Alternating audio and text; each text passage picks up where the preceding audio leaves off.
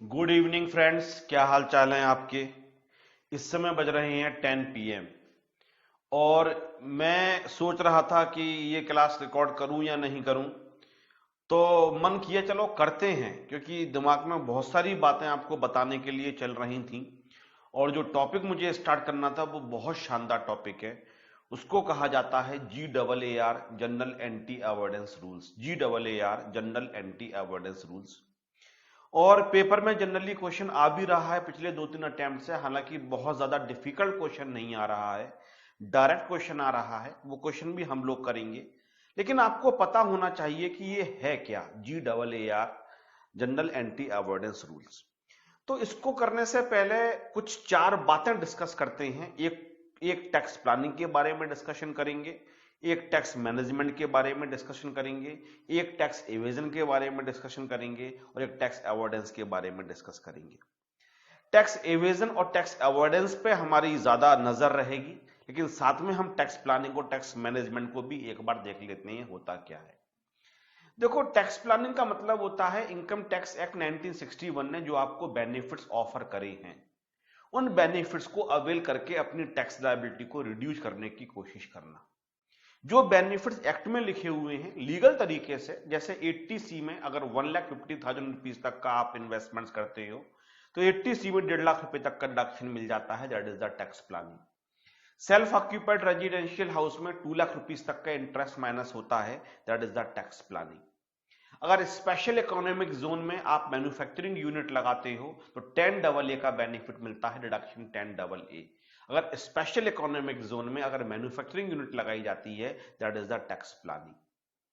और tax management का मतलब होता है कि टैक्स के जो कंप्लायंसेस हैं उसको टाइम से फॉलो करना, जिससे पेनल्टीज वगैरह को अवॉइड कर दिया जाए। ITR आप टाइम से फाइल करते हो, इसको कहा जाएगा टैक्स मैनेजमेंट। आपने ITR टाइम से फाइल करी, क्योंकि अगर लेट फाइल करते तो आप पे पेनल्टी लग जाती। अगर आपने TDS डिडक्ट किया है, किसी पर्सन को पेमेंट दिया and you deduct the TDS, तो उस TDS को with in time limit deposit कर दिया, TDS का सर्टिफिकेट इश्यू कर दिया, TDS का जो स्टेटमेंट है इसको रिटर्न भी कहा जाता है, वो टाइम से आपने फर्निश कर दिया, इसको कहा जाता है टैक्स मैनेजमेंट। प्लानिंग का मतलब होता है कि अपनी इनकम और टैक्स को इस तरीके से प्लान करना कि टैक्स कम से कम निकल के आए। और मैनेजमेंट का मतलब होता है कि आप सारे कंप्लायंसेस को प्रॉपर टाइम से फॉलो करो, जो भी आपसे कहा जा रहा है उसको करो, जिससे आप पे किसी भी तरीके की पेनल्टी इंपोज नहीं की जाए, किसी भी तरीके की फीस नहीं लगाई जाए और किसी भी तरीके का और कोई इंटरेस्ट वगैरह नहीं लगाया जाए। इसको कहा जाता है टैक्स मैनेजमेंट। आई होप ये दोनों बातें बहुत इजीली समझ में वाली हैं, जो आपको समझ में आ भी गई होगी। जहां तक बात है कि मैंने नोट्स में क्या लिख के दिया है वो भी पढ़ लेते हैं पहले टैक्स प्लानिंग के बारे में।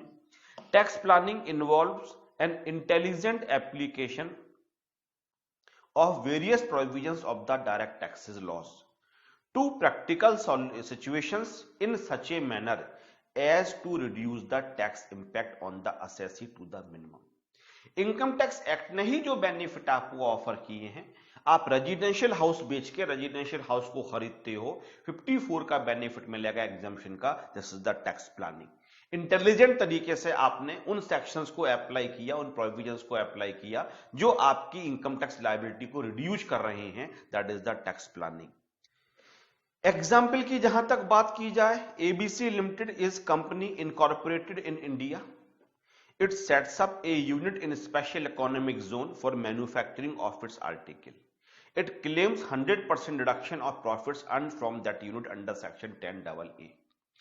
तो मैंने अभी अभी आपको बोला था डिडक्शन होती है 10AA। अगर आप अपनी यूनिट स्पेशल इकोनॉमिक जोन में सेटअप करते हैं तो जो भी एक्सपोर्ट से प्रॉफिट होता है वो 100% डिडक्ट हो जाता है 10AA के अंदर।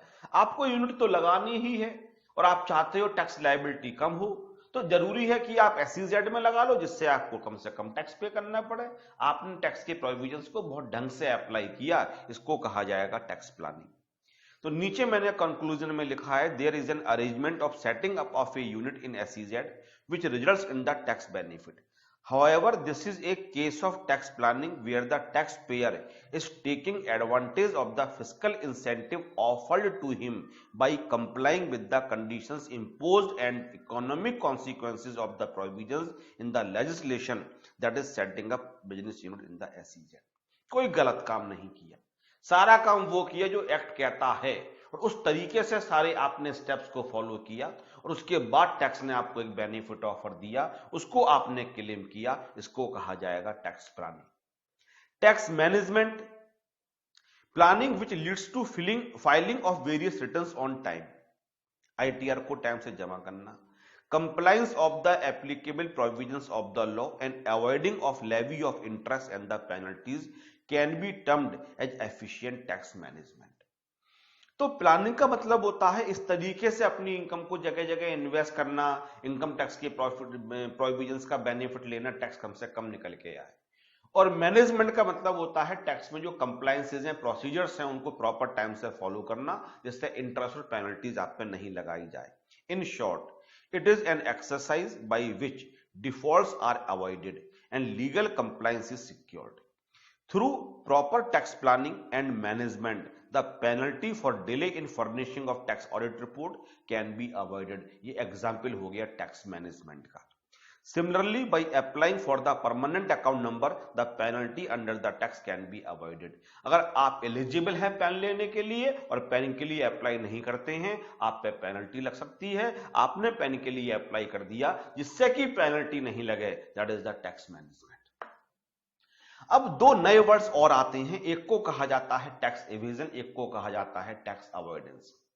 देखो, टैक्स एवेजन का मतलब तो साफ साफ टैक्स की चोरी होता है, ये तो इलीगल है साफ साफ। मैं सपोज करता हूं 500 स्टूडेंट्स एक साल में टीच करता हूं, और मैं ये शो करता हूं कि मैं 400 स्टूडेंट्स को टीच करता हूं, 400 स्टूडेंट्स की ही फीस के लिए डिस्क्लोज करता हूं। 100 स्टूडेंट्स ने मुझे कैश में दिया था, उसका मैंने कोई रिकॉर्ड मेंटेन नहीं किया और उस इनकम को मैंने छुपा लिया, that is the tax evasion. साफ साफ चोरी, that is the tax evasion. It refers to a situation where a person tries to reduce his tax liability by deliberately suppressing the income or by inflating the expenditure। या तो अपनी income को ही suppress कर दो, कम कर दो, या खर्चों को ज्यादा दिखा दो, showing the income lower than the actual income and resulting to various types of deliberate manipulations। ये मैनिपुलेशंस है। प्लानिंग अलग चीज होती है और मैनिपुलेशन अलग चीज होती है।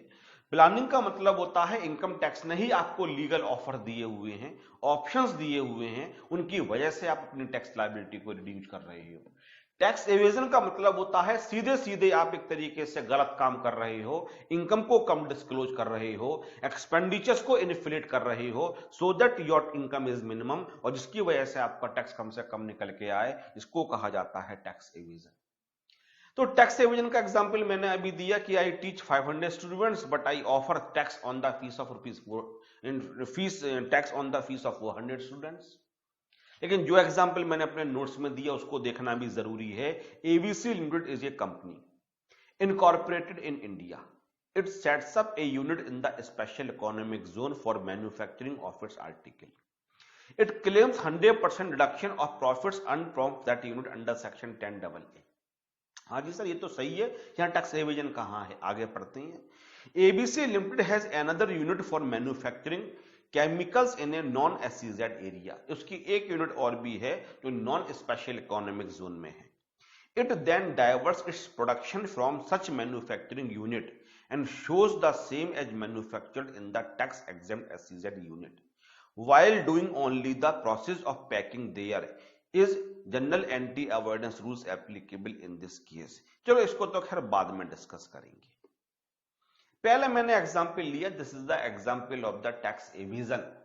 आपकी दो यूनिट्स हैं, एक यूनिट्स में मैन्युफैक्चरिंग होती है, वो स्पेशल इकोनॉमिक जोन में है ही नहीं। एक यूनिट आपने और खोल रखी है स्पेशल इकोनॉमिक जोन में। मैन्युफैक्चरिंग का सारा प्रोसीजर होता है नॉन एसईजेड यूनिट में, उसके बाद आप उसको डाइवर्ट कर देते हो एसईजेड यूनिट में, जहां पे केवल हल्की सी बस पैकिंग वगैरह कर दी जाती है, और आप ये शो करते हो सारा का सारा प्रॉफिट एसईजेड यूनिट का हुआ था और 10AA में बेनिफिट क्लेम करते हो, दैट इज द मैनिपुलेशन। इसको कहा जाएगा टैक्स एवेजन। आखिरी वर्ड आता है जिसको कहा जाता है टैक्स अवॉइडेंस। टैक्स अवॉइडेंस का मतलब होता है कि इस तरीके से टैक्स को अपने फेवर में मैनिपुलेट करना, जो इलीगल है लेकिन तब भी लीगल है। इंटेंशन तो आपकी गलत है लेकिन लॉ के हिसाब से ठीक है, that is called the tax avoidance. अगर आप आदमी की इंटेंशन देखोगे एसएससी के तो आपको लगेगा ये गलत काम कर रहा है, लेकिन लॉ के हिसाब से वो प्रूव कर देगा कि मैं सही काम कर रहा हूं। That is called the tax avoidance. मैंने अपनी वाइफ को अपनी ही कंपनी में एज एन एम्प्लॉय रखा, उसको मैं सैलरी जो फेयर मार्केट वैल्यू है उससे ज्यादा की देता हूं। अब मैं कहता हूं कि एक एम्प्लॉय मेरी कंपनी के लिए जरूरी है, मुझे लगा इतनी सैलरी देनी चाहिए, उतनी सैलरी मैं दे रहा हूं, इसमें क्या गलत है। लेकिन मेरी वाइफ कहीं और जॉब करती तो सेम सर्विसेज के लिए उसको सपोज करते हैं मिलते हैं 4 लाख रुपीस पर एनम, लेकिन मैं देता हूं 5 लाख रुपीस पर एनम। तो अब टैक्स कैसे बचाया मैंने? मेरी इनकम 1 लाख रुपए से कम हो गई क्योंकि मैंने 1 लाख रुपए की ज्यादा सैलरी दी। मेरी वाइफ की इनकम 1 लाख रुपए से इंक्रीज कर गई क्योंकि उसको 4 लाख की जगह 5 लाख मिल रहे हैं। मैं 30% वाले स्लैब में फॉल करता हूं तो मेरा टैक्स जो बचा वो 30% से सेव हुआ। मेरी वाइफ केवल 5% वाले स्लैब में फॉल कर रही है, उसकी टैक्स लायबिलिटी इंक्रीज करी तो केवल 5% से इंक्रीज करी। 30% से टैक्स बचा के अगर 5% से आपने पे भी कर दिया तो फैमिली के अंदर तो 25% का बेनिफिट हुआ। इसको कहा जाता है टैक्स अवॉइडेंस। टैक्स अवॉइडेंस साफ साफ चोरी नहीं है, लीगली ठीक है, अपने एम्प्लॉय को कोई कितनी भी सैलरी दे। अगर सपोज करते हैं मेरी कंपनी में एक एम्प्लॉय काम करता है जो मेरा रिलेटिव नहीं है, दूर दूर तक स्ट्रेंजर है, दूर दूर तक रिलेटिव नहीं है, और शायद किसी कंपनी में उसको केवल 2 लाख रुपीस पर एनम ही मिले, उसकी इतनी क्षमता है केवल, लेकिन मैं उसको देता हूं 10 लाख रुपए per annum, 10 lakh rupees per annum. अब बताओ मुझे एक्सपेंडिचर का बेनिफिट मिलेगा नहीं मिलेगा? सर डेफिनेटली मिलेगा। आप अगर 10 लाख रुपए उसको पे कर रहे हो और वो 10 लाख रुपए पे अपना टैक्स पे कर रहा है, इससे मतलब ही नहीं है क्षमता कितनी है। मुझे लगता है कि उसके अंदर क्षमता है, इतना बहुत है, मैं तो दे रहा हूं ना 10 लाख रुपए। लेकिन अगर मैं अपनी वाइफ को 4 लाख रुपए वो डिजर्व करती है और 5 लाख रुपए देता हूं तो ये टैक्स अवॉइडेंस हो गया। अब मैं कह सकता हूं मैं और लोगों को तो दे रहा हूं तो आपको क्या तकलीफ है भाई, मैं अपनी वाइफ को भी ज्यादा दे रहा हूं। लॉ के हिसाब से तो कोई दिक्कत नहीं है, एम्प्लॉय को आप कितनी भी सैलरी दे सकते हो, लेकिन इंटेंशन आपकी गलत है। आपको भी पता है कि आप अपनी वाइफ को सैलरी इसलिए ज्यादा दे रहे हो सो दैट फैमिली की टैक्स कम हो जाए, इसको कहा जाता है tax avoidance. Tax avoidance legally देखने में तो ठीक लग रहा होता है, लेकिन पर्दे के पीछे जो कहानी होती है वो कहानी गलत होती है, इसको कहा जाता है tax avoidance. The line of demarcation between tax planning and tax avoidance is very thin and blurred. आपको टैक्स अवॉइडेंस ऐसा लगेगा टैक्स प्लानिंग है, नहीं। टैक्स प्लानिंग प्रॉपर तरीके से लीगल होती है और इंटेंट भी लीगल होती है, इंटेंट भी जेन्युइन होती है। अवॉइडेंस लीगली तो ठीक लगेगा लेकिन इंटेंशन जो होती है वो गलत हो सकती है, वो मैनिपुलेटिव हो सकती है। There could be elements of mala fide motive, जिसको मैं कहता हूं बैड इंटेंशन। मालाफाइड का मतलब ही होता है bad, involve in tax avoidance also. Any planning which though done strictly according to legal requirements. Legally तो आप सब कुछ ठीक कर रहे हो बट डिफीट्स, लेकिन तब भी the basic intention of the legislature behind the statute could be termed as instance of tax avoidance. लेकिन जो लॉ बनाने की इंटेंशन होती है, अगर वो इंटेंशन हार जाती है, इसको कहा जाता है टैक्स अवॉइडेंस। मैंने 1.5 लाख रुपए का इन्वेस्टमेंट किया और 80C में बेनिफिट लिया, लीगली भी ठीक है और साथ में लॉ की इंटेंशन भी ठीक है, लेकिन मैंने अपनी वाइफ को 4 लाख की जगह 5 लाख रुपए सैलरी दी, लीगली तो ठीक है लेकिन इंटेंशन गलत है। सरकार कहती है केवल वो एक्सपेंडिचर्स माइनस करो जो जेन्युइनली किए गए हैं, और मैंने जानबूझ के खर्चा बढ़ा दिया क्योंकि मैं ज्यादा रेट से टैक्स पे कर रहा था, मेरी वाइफ कम रेट से टैक्स पे कर रही थी, इसलिए मैंने अपने एक्सपेंडिचर को इन्फ्लेट कर दिया सो दैट फैमिली का टैक्स बच सके। It is usually done by adjusting the affairs in such a manner that there is no infringement of the taxation law. इस तरीके से मैनिपुलेशन करो कि लॉ नहीं टूटे। इन्फ्रिंजमेंट का मतलब होता है कि लॉ नहीं टूटे, लॉ को कोई हानि नहीं पहुंचे, एंड बाय टेकिंग, लेकिन आपको मिल जाए full advantage of the loopholes therein, जो एक्ट में लूपहोल्स हैं उनका, so that attract the least incidence of tax, आपके ऊपर जो टैक्स की लायबिलिटी हो वो कम से कम हो जाए। तो इन 4 टैक्स के वर्ड्स को समझ लो। टैक्स प्लानिंग लीगल भी है और इंटेंशन भी जेन्युइन है। टैक्स मैनेजमेंट का मतलब होता है कंप्लायंसेस को फॉलो करना। टैक्स एवेजन का मतलब साफ साफ चोरी होता है, और टैक्स अवॉइडेंस क्या होता है कि लीगली तो वो देखने में सही लग रहे होते हैं, लेकिन जो लॉ की इंटेंशन होती है वो डिफीट हो रही होती है। इसको कहा जाता है टैक्स अवॉइडेंस। तो टैक्स अवॉइडेंस जो होता है उसका एग्जाम्पल मैंने यहां पे एक और दिया, जैसे कि मैंने वाइफ को मैंने सैलरी ज्यादा दी, ये एग्जाम्पल तो दिया, लेकिन एक एग्जाम्पल और भी है। ABC limited is a company incorporated in India.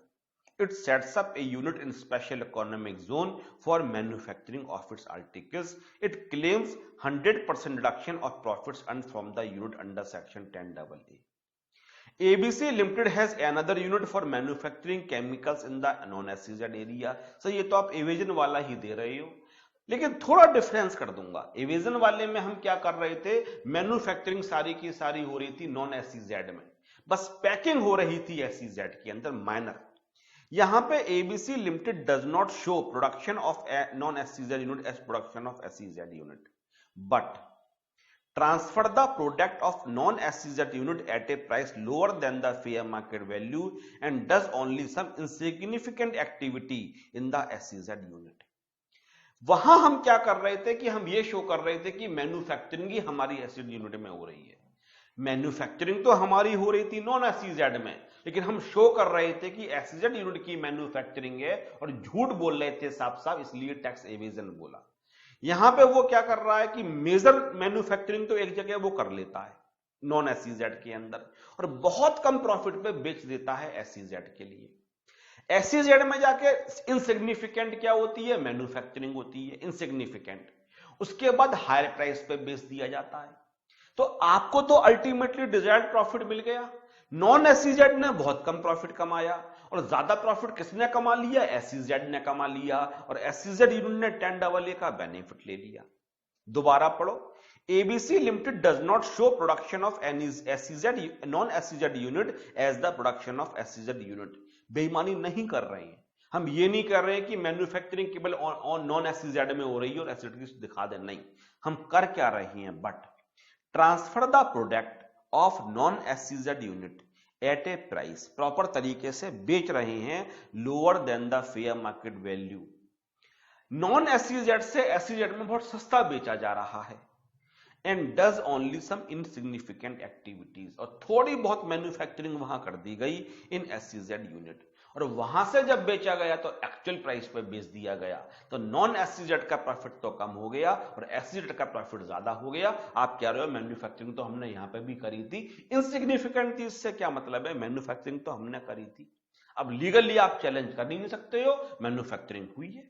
10 it is able to show higher profits in the SEZ unit than in non-SEZ unit and consequently claims higher deduction in computation of income।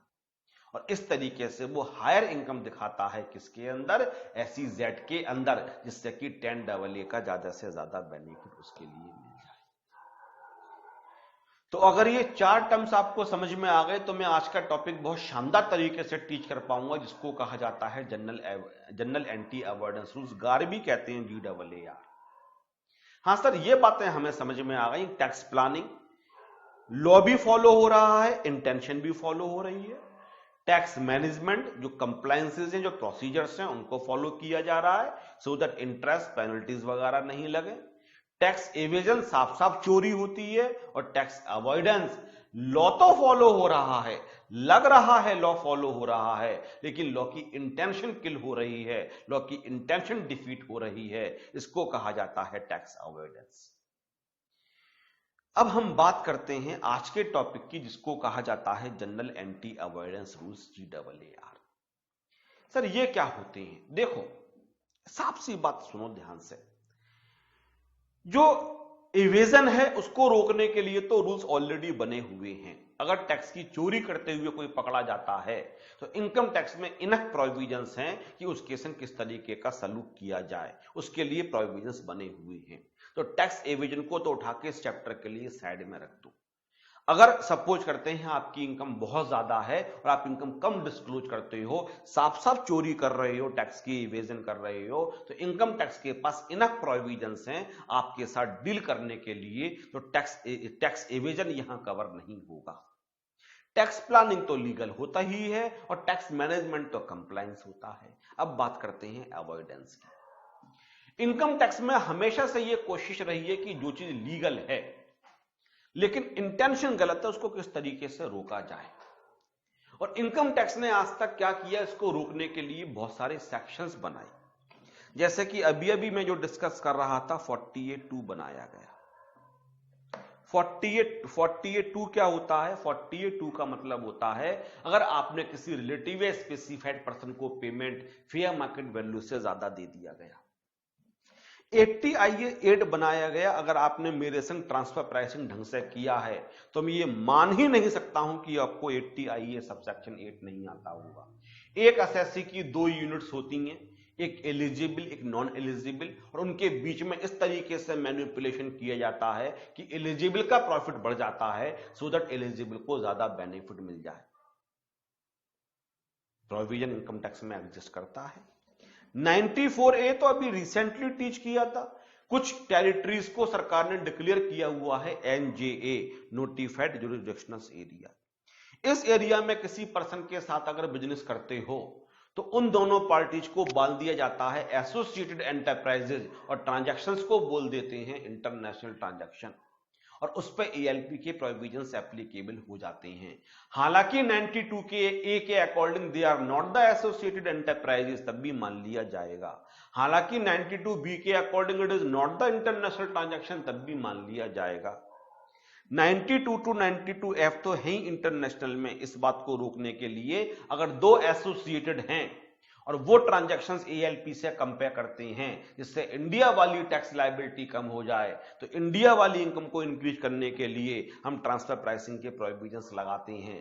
क्या आपको नहीं लगता है ये सारे के सारे tax avoidance को रोकने के लिए थे?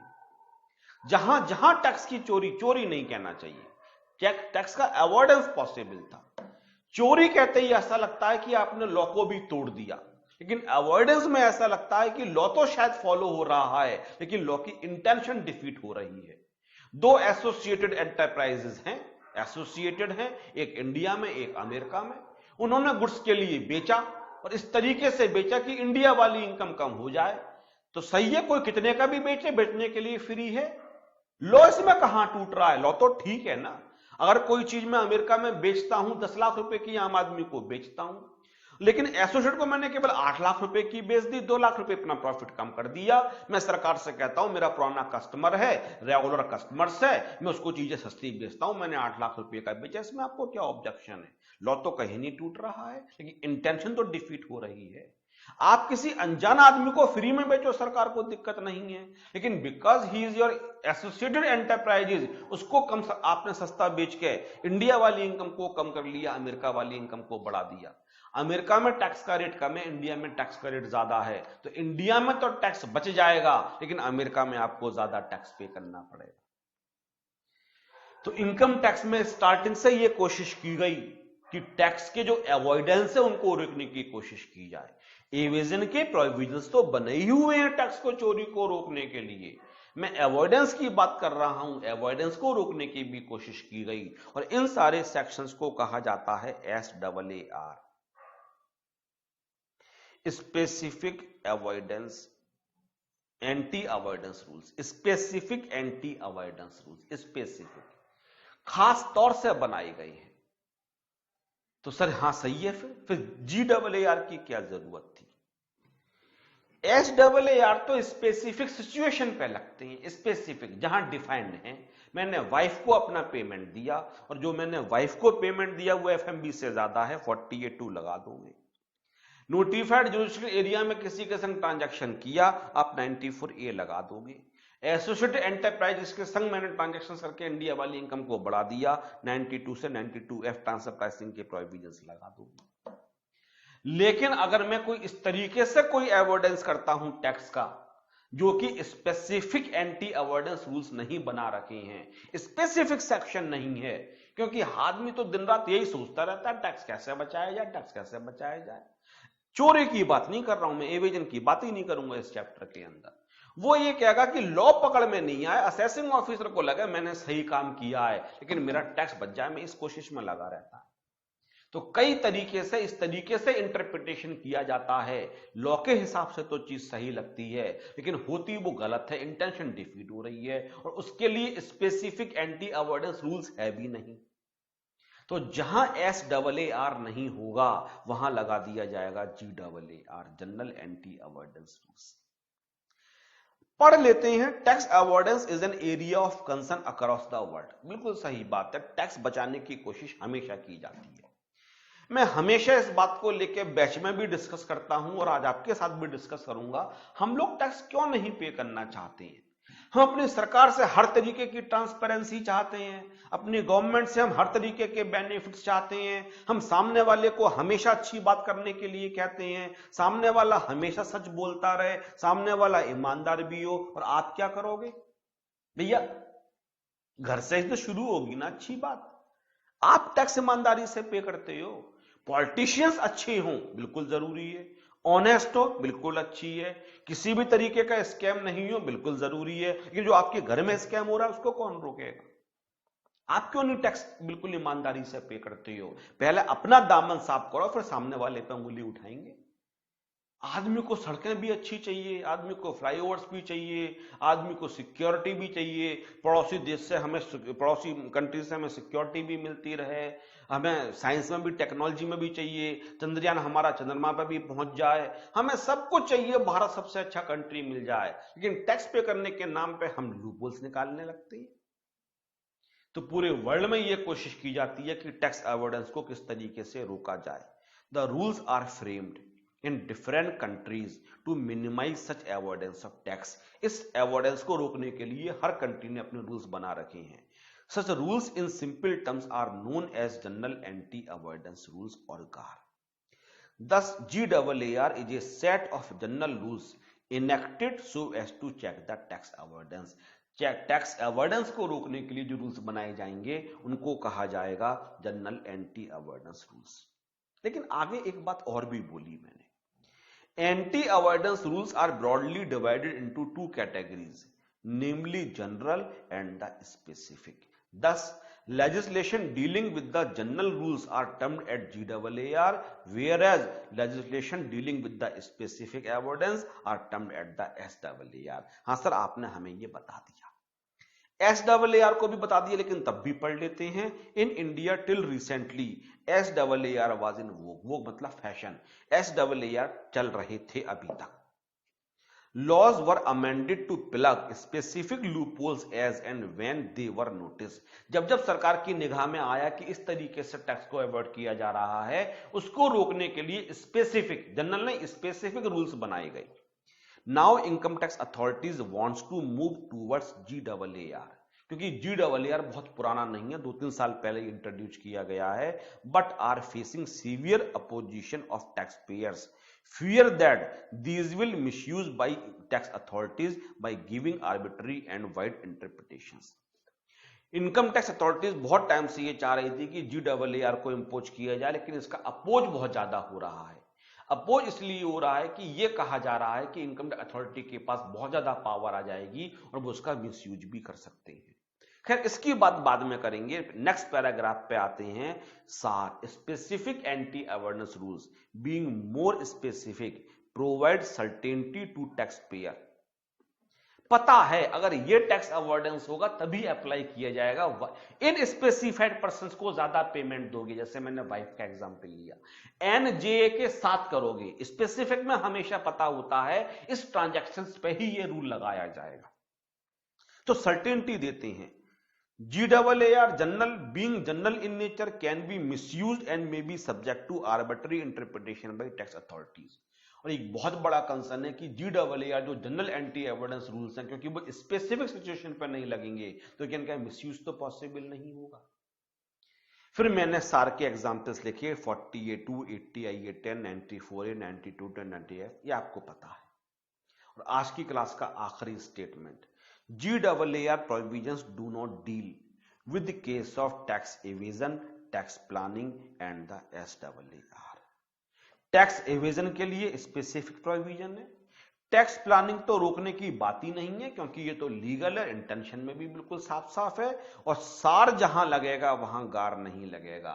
जहां स्पेसिफिक एंटी अवॉइडेंस रूल्स है वहां जनरल एंटी अवॉइडेंस रूल्स नहीं लगाया जाएगा। जनरल एंटी अवॉइडेंस रूल्स वहीं लगाया जाएगा जहां स्पेसिफिक एंटी अवॉइडेंस रूल नहीं है और इनकम टैक्स अथॉरिटी को लग रहा है कि यहां पे टैक्स के अवॉइडेंस की कोशिश की जा रही है। तो अभी तक हम उन लूप होल्स को रोकने में सक्षम थे जो स्पेसिफिक थे। जैसे हमने ट्रांसफर प्राइसिंग के थ्रू हमने रोका, जैसे वाइफ को या स्पेसिफाइड लोगों को पेमेंट दिया गया, हमने वो रोका। अब इन जनरल भी कोई केस असेसिंग ऑफिसर के पास आता है और उसको ऐसा लगता है कि टैक्स अवॉइडेंस की कोशिश की गई है, तो क्या उसको रोक सकता है? हाँ, अब वहां लगा दिया जाएगा GAAR, general anti avoidance rules. लेकिन जहां SAAR लग रहा है वहां GAAR नहीं लगेगा। GAAR तभी लगेगा जब स्पेसिफिक रूल्स नहीं होंगे। हंसते रहिए, मुस्कुराते रहिए, अपनों का ध्यान रखिए। Thank you very much.